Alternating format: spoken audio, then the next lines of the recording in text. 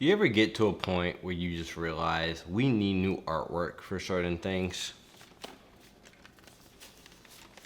It's the same artwork on every platform. Let's talk about What Lies Beneath that just came to 4K from Screen Factory or Shout Factory or whatever you want to call it.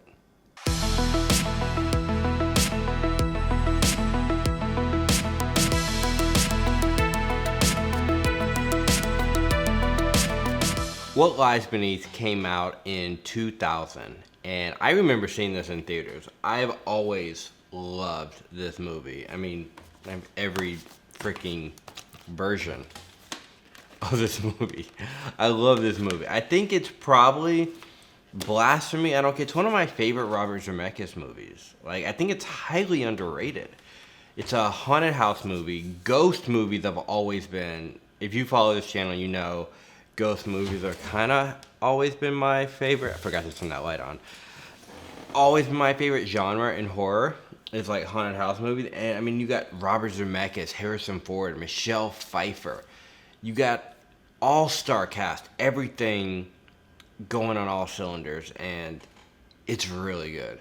It's really good. But how does the 4K hold up? Well, I will say, before we get into the 4K, I will say the special features on this is how you do it. This is exactly how you do special features. There is a brand new feature length, 90 minutes, I think it's 90 minutes, documentary about the making of this movie. Now, they don't really have that much behind the scenes footage like I wish, but they're interviewing, they brought Zemeckis back. They brought the writer, the producer, the cinematographer, the special effect. They brought so many people, like the costume designers, the set builders. You learn so much from this documentary. It's worth it alone. Who cares about the transfer at this point? Get it for the documentary, because it's good. It's good, you guys. I swear to God, it's so good. But some people don't care about that. Some people just care about the transfer. This does come with both the 4K and the Blu-ray. And they are brand new. Both Blu-ray and 4K are the brand new 4K transfers from the original camera negative approved by the cinematographer. And it looks good. It's got flaws. I'm not going to say it's perfect, but it looks good. It looks great. And we will be doing a comparison not only between the 4K and the Blu-ray, but we're going to show what it looks like with Blu-ray to Blu-ray, because maybe you're just into the Blu-rays. And I don't know if this comes with just in a Blu-ray version or if it's only available in the 4K. I think Screen Factory only does 4Ks.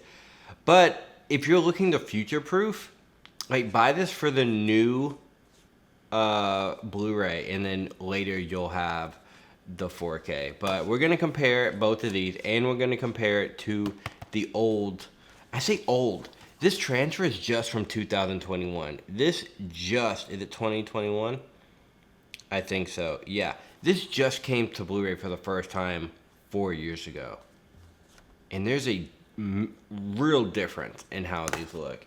And we're going to compare it to the DVD. I'm not going to show the VHS because, I mean, you know VHS quality is going to look like VHS quality. But let's see how it looks. So I'm not going to go through and really nitpick. I'm just going to kind of talk about it and kind of show you different things. I think there are parts of this where it looks so good. The colors, I think the skin tones look absolutely spot on. It's not perfect. There are, I feel like, some fluctuations in like brightness or saturation. Like there's only two scenes. I will say this, only two scenes that really I think are different. But everything else, 99.9% of this, I think is a better looking film. But it's all perspective. You know, we'll get back to the transfer, but something else I noticed, which is kind of clever. I'll take a picture so I don't have to like zoom in, but on the back of this, it's the same artwork on all of these. And I talked about that earlier, how it's like the front is all the same artwork, the back is all the same artwork too. But what's funny is On the Blu-ray and the 4K, we see Harrison Ford running in a Harvard shirt, right? And then on the DVD and the VHS, same exact picture, but he's running in a blue shirt. Like, they literally had to edit out Harvard, which I thought was a fun little interesting thing that I didn't even notice till I looked at. I'm looking at the back, and I'm like, whoa, it's literally the same pose. It's the same shot. They just literally had to Photoshop the t-shirt, which is kind of crazy that they had to do that. It's crazy how much visual effects are actually in this movie. Like, there's one thing I learned on the behind the scenes. There's a scene where he's carrying her up the stairs, right? And they talk about there's a harness right there, so she wouldn't fall, he wouldn't accidentally drop her. I guess they're saying Michelle Pfeiffer's heavy or something. But Michelle really wanted it to be safety and strapped. It's just a quick walk up the stairs. There's a cable through her face because the whole house is a built set, you know, and just 2000s technology back then. They had to frame by frame edit that. I'm just thinking, man, that's a lot of work. And they go through all like the crazy visual effects they do in this movie, but this movie has one of the coolest shots in cinema I've ever seen, and I still have no idea how they pulled it off. So do y'all remember that famous mirror shot Zemeckis did in Contact, where the girl's running up the stairs and then it reveals like the mirror, and you're like, whoa. I've seen so many YouTube videos on how they did that. I've not seen one thing, they didn't talk about it all in the documentary, about how they did the shot where Michelle Pfeiffer's paralyzed and it goes under her like that, and you're like, whoa, that's dope. I think I know how they did it. I think I saw some video essay or some commentary or something on it a long time ago, but she's sitting on a plexiglass, right, laying on plexiglass, but they had to like it's almost like forced perspective how they had to do it with the floor and everything. And they probably had to really edit out that line where it goes under because it's seamless as hell.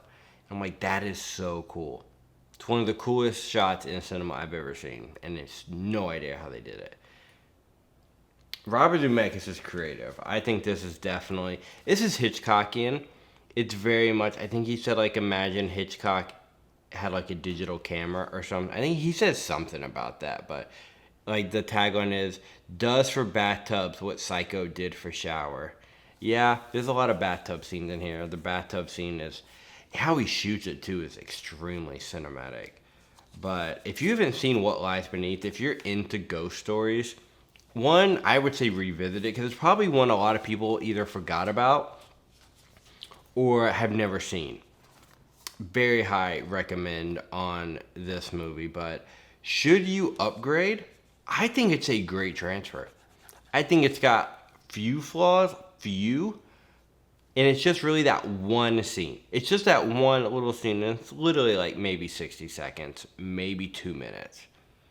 That's it, where I feel like the faces are unnaturally, that's what I'm looking for, unnaturally redder than they should be. But it's just that one scene. And just me. I thought it was just my TV.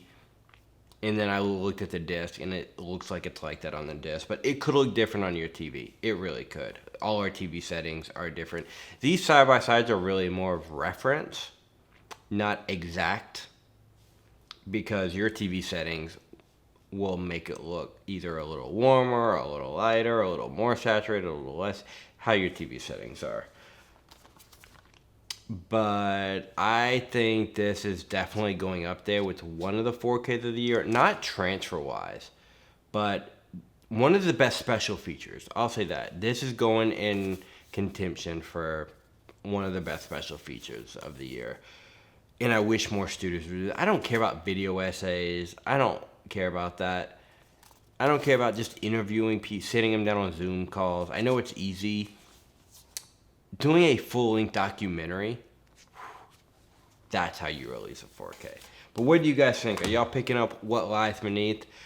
I love it. I've watched this particular movie so many times throughout the years. I've had it since VHS. I've seen it in theaters. It's so good. And it's from an era where we really got a lot of thrillers. It's horror, but I don't want to say it's PG-13 horror, but it's good. It's very much a thrill. It's very Hitchcockian. And it even got parodied in a Scary Movie too. If that says anything.